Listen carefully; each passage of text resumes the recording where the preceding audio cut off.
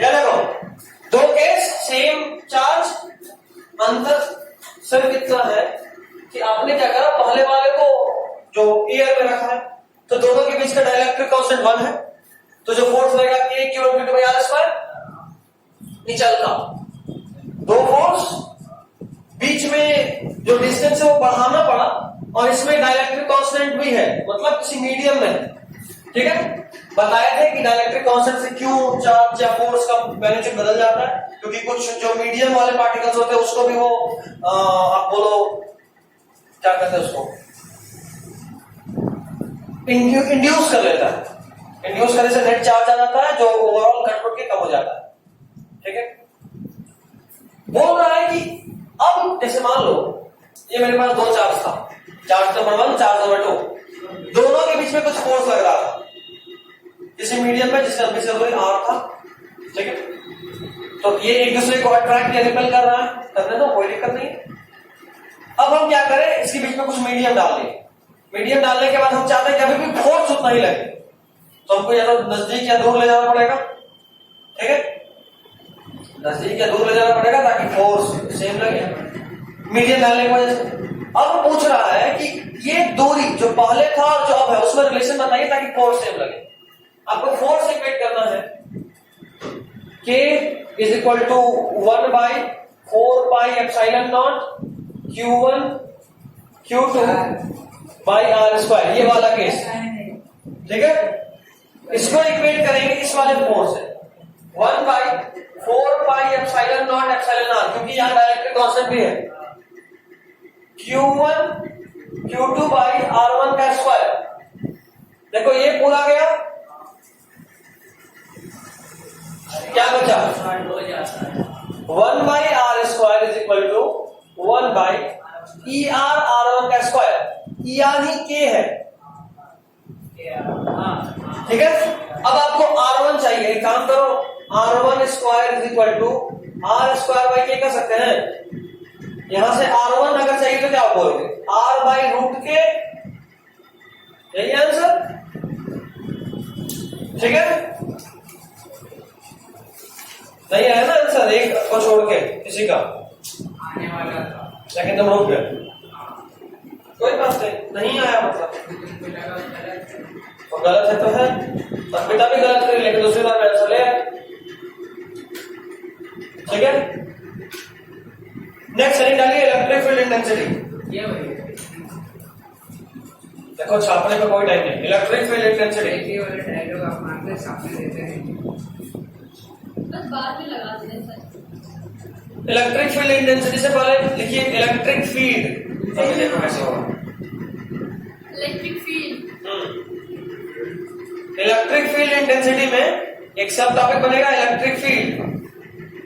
इससे पहले कि इलेक्ट्रिक फील्ड इंटेंसिटी का बात करें, पहले इलेक्ट्रिक फील्ड देख लीजिए। लिखिए sir, the area around a charge, the area around the charge, the area around the charge in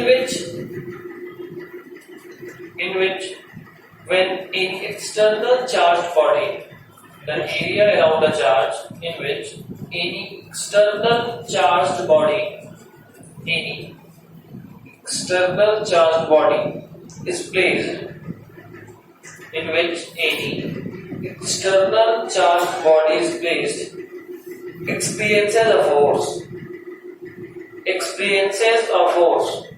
वो एरिया जिसके अराउंड अगर हम किसी चार्ज बॉडी को रखते हैं, experiences a force, the area around which a charged body, the area around a charged body in which when any external charged body is placed, in which when an external charged body is placed experiences a force। ठीक है, experiences a force। अब electric field intensity को वापस से define करते हैं। ये वो एरिया है इलेक्ट्रिक फील्ड, इसको बोलते हैं, जैसे मान लो अगर मेरा इलेक्ट्रिक फील्ड देखना है तो मेरे बॉडी के अराउंड वो एरिया, मेरे बॉडी के अराउंड वो एरिया जितने दूरी पे अगर कोई चार्ज बॉडी आए तो उसको फोर्स महसूस होगा, मतलब कि उतने एरिया में मेरा फील्ड है। जैसे मान लो ये पूरे क्लास में मेरा, आप सब एक्सपीरियंस कर पा रहे हो, जो भी इस क्लास में आएगा उसको हम जो पढ़ा रहे हैं पढ़ना पड़ेगा। तो ये पूरा क्लास वो एरिया है जितने एरिया में मेरा जो भी फोर्स है वो एक्सपीरियंस किया जा सकता है। अगर आप बगल वाले क्लास में चले जाइए तो हमें कितना भी चिल्ला लें आपको कोई फर्क नहीं पड़ेगा। तो मेरा एरिया कितने दूर तक है इस क्लास पर, इस क्लास में जो भी लोग आएगा उनको मेरा फोर्स एक्सपीरियंस करना पड़ेगा। And this is what you call as electric field. Okay, now talking about electric field intensity.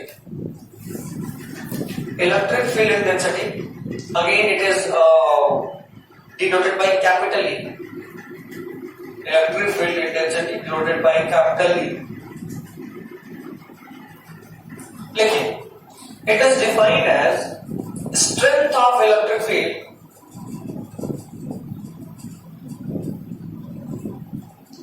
It is defined as the strength of electric field.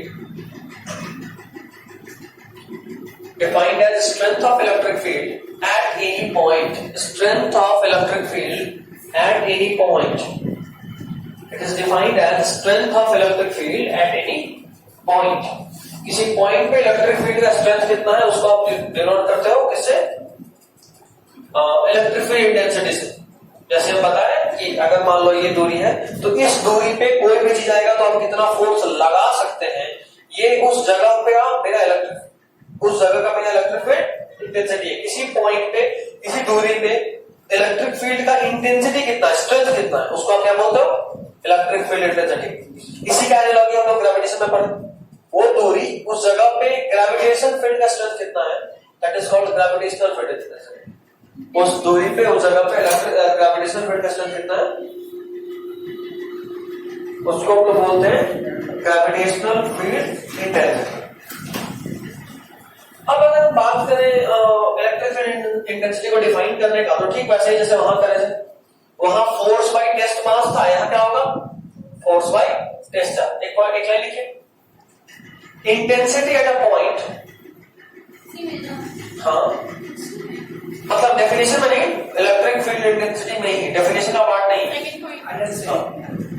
Intensity at a point, intensity at a point due to charge or system of charge. Intensity at a point due to charge or system of charge.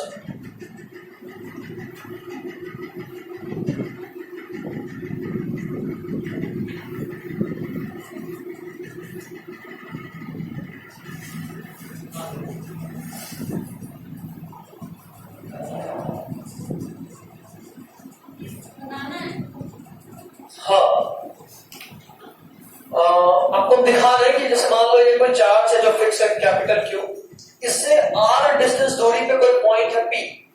हम इस P point पे electric field intensity देखना चाहते हैं, जानना चाहते हैं। तो जैसा हम आपको ग्रेविटेशन में बताए थे, आप कैसे चेक करते हैं? अभी मान लो मुझे पता करना है कि इस पॉइंट पे मेरा स्ट्रेंथ कितना है, तो हम एक काम करेंगे, कोई मास लेकर आएंगे उस पॉइंट पे, देखेंगे कितना फोर्स से खींच रहा है, वहां से स्ट्रेंथ पता चल जाएगा। यहाँ पे सेम बात, अगर मुझे जानना है कि इस पी पॉइंट पे इलेक्ट्रिक फील्ड इंटेंसिटी का स्ट्रेंथ कितना है, तो हम क्या करेंगे, वहां पे एक टेस्ट चार्ज लेकर आएंगे। क्या है? Test charge. हम क्या लेकर आएंगे? Test charge. और टेस्ट चार्ज में देख लेंगे कि भाई साहब जो टेस्ट चार्ज से जो भी चार्ज आ रहा है उस पर कितना फोर्स लग रहा है, और जो फोर्स होगा उसको अगर उस टेस्ट चार्ज से डिवाइड कर देंगे तो जो बचेगा उसको क्या बोलेंगे? इंटेंसिटी। बिल्कुल, इंटेंसिटी को डिफाइन करते हैं फोर्स बाय टेस्ट चार्ज।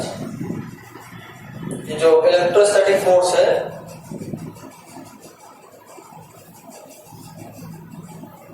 उसको अगर हम टेस्ट चार्ज से डिवाइड कर दे तो जो मिलेगा वो कैसा होगा? Electric field intensity. ध्यान रखना है ये टेस्ट चार्ज हमेशा पॉजिटिव इन नेचर होगा।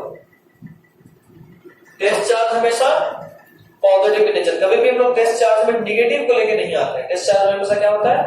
पॉजिटिव। देखो ग्रेविटेशन में ये कंसेप्ट नहीं था, क्योंकि मास का भी पॉजिटिव नेगेटिव नहीं होता। मास जो फिक्स है, बट चार्ज पॉजिटिव हो सकता है, नेगेटिव हो सकता है। ठीक है। और इसलिए हम लोग बात करते हैं कि ठीक है इसमें पॉजिटिव ही रखना है। नेक्स्ट अगर बात करें यहाँ एक पॉइंट कर लीजिए और देखिए पॉइंट ये हो गया।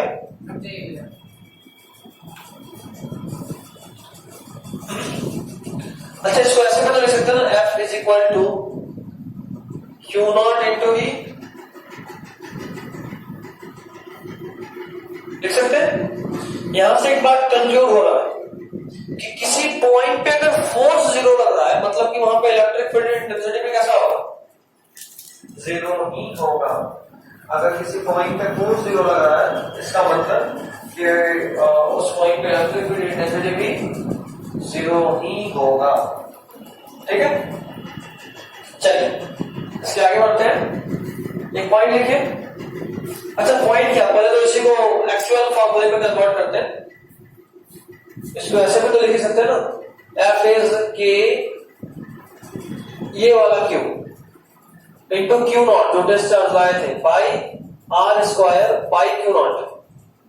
ये क्यू नॉट कैंसिल होगा और ई का एक फॉर्मूला आया के क्यू बाई आर स्क्वायर जो सेम वहां आया था ग्रेविटेशन में, G M by r square आया था वहां, यहां क्या आया के क्यू बाई आर स्क्वायर। यहां पे कुछ कंक्लूजन निकलेगा, this electric field intensity is independent from discharge. Electric field intensity जो भी है वो कैसा है, डिस्चार्ज से इंडिपेंडेंट है।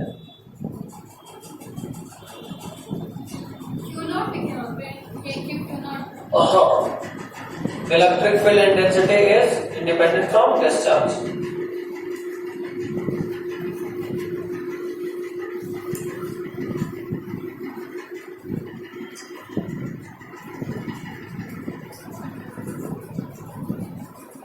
हो गया। नेक्स्ट पॉइंट, ई का डायरेक्शन का बात करें, देखिए direction of E is same as direction of E is same as the direction of E is same as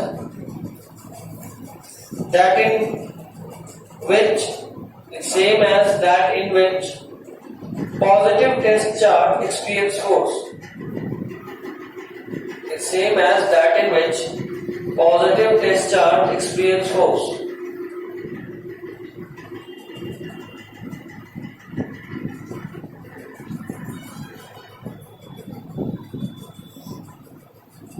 Same as that in which positive discharge experience force. देखो electric field intensity ठीक gravitational field intensity की तरह तुम्हारा एक vector quantity, और अगर ये vector quantity है मतलब कि इसके पास मैग्नीट्यूड के साथ साथ डायरेक्शन भी होना चाहिए।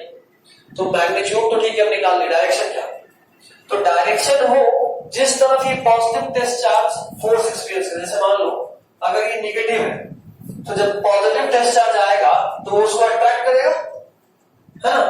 उस केस में इस पॉइंट पे ग्रेविटेशनल फील्ड इंटेंसिटी का डायरेक्शन इधर है।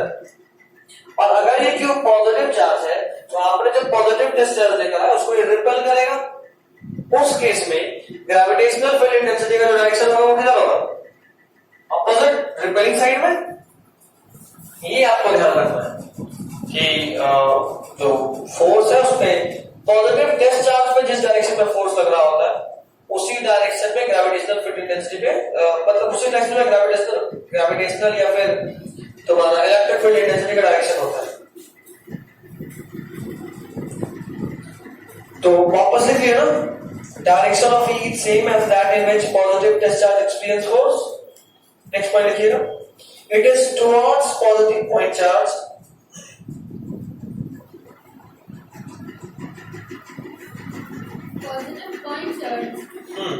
It's towards positive point charge. It is towards positive point charge. Sorry, away from positive point charge and towards negative point charge. It's away from positive point charge and towards negative point charge. Away from positive point charge and towards negative point charge.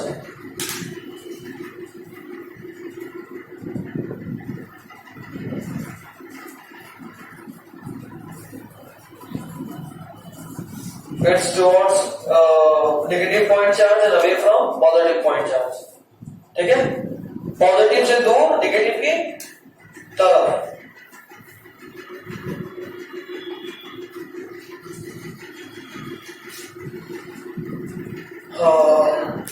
क्या? हर बात पे रोना, हर बात पे रोना. Do not rowing. चलिए आज के लिए छोड़ देता हूँ क्योंकि अब हमको जो दिख रहा है वो फिर से क्वेश्चन है. तो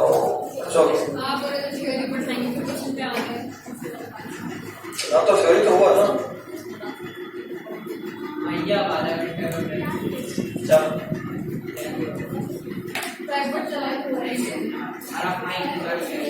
चलिए ठीक है. This is all for today's studies and now will be dealing with biology.